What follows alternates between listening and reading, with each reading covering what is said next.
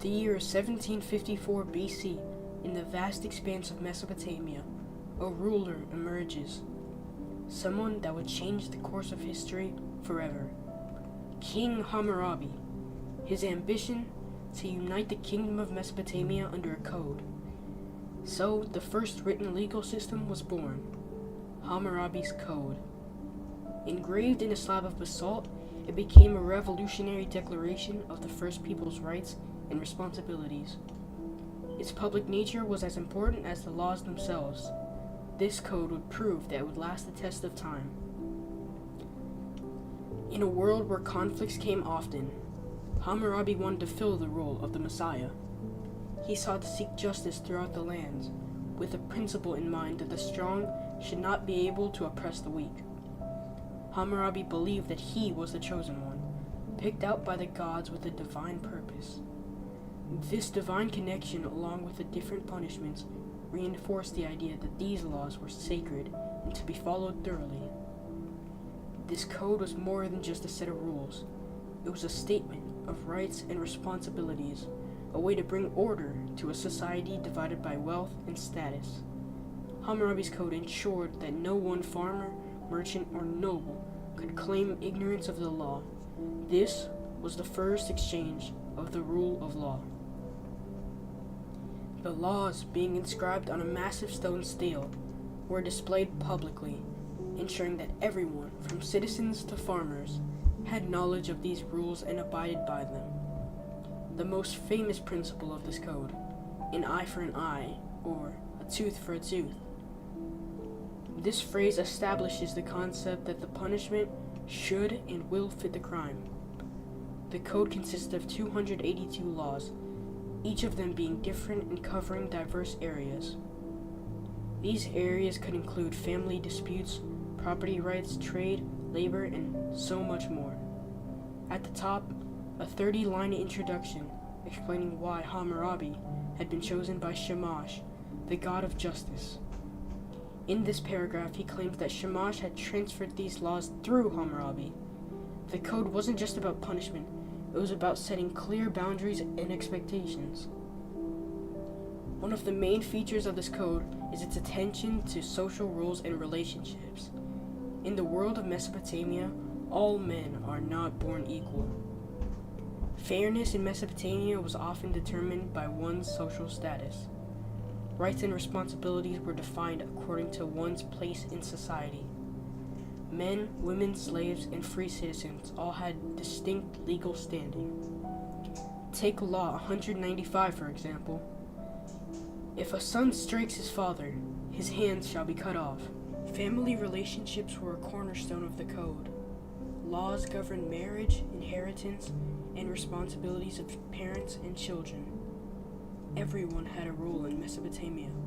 If they disobeyed the law, their position would be the deciding factor, some being respectable, while others being immoral.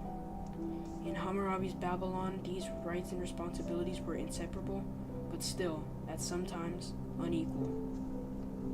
Hammurabi's code acted almost like a constitution for ancient rights.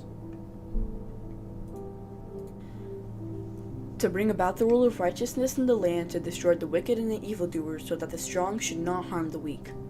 These are the words of the ancient Babylonian king Hammurabi. He claimed that this was the reason he began writing his code in the first place, and in turn, before the code was created, there wouldn't be righteousness in the land, the wicked and evildoers wouldn't be destroyed, and the strong could still harm the weak. But Hammurabi's ambitiousness led him to fulfill his hopes of single-handedly making Babylon a better civilization for all future generations to come. Hammurabi's code has many similarities to the Constitution that we as Americans use today. Hammurabi's code was basically just an anchor that kept Babylon from floating away and forever drifting in the sea. When the code was first introduced, there was one main thing that stood out to everyone, the iconic phrase, an eye for an eye and a tooth for a tooth. This phrase became famous because it embodies everything that the code stands for. For example, if you were to lie to someone, your tongue would get cut off. And nowadays, if you were to rob a bank, you would most likely have to serve some time in prison. If Hammurabi's code wasn't created, these punishments would not exist, since they were derived directly from the code. Even back then, Babylon would have been extremely different since people could get away with anything they wanted to and wouldn't be required to have a punishment. If I wanted to rob a bank, there wouldn't be anything that said I had to be punished. However, with Hammurabi's code, if you were to rob a bank, you would most likely be sentenced to death. Some people might argue that the code was like a slab of concrete holding your house together, and without it, your house would just fall apart and crumble into a pile of dust. The same thing would happen without Hammurabi's code, since it gave humans limitations and restrictions to what they could and couldn't do. The code also directly affected the citizens of Babylon at the time, because some laws only applied to specific social classes and others didn't.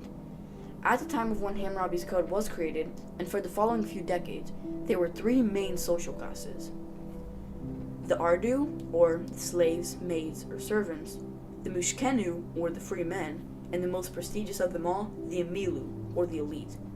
The reason that your life would be different depending on which social class you were or weren't in is because some of them were discriminated against more than others.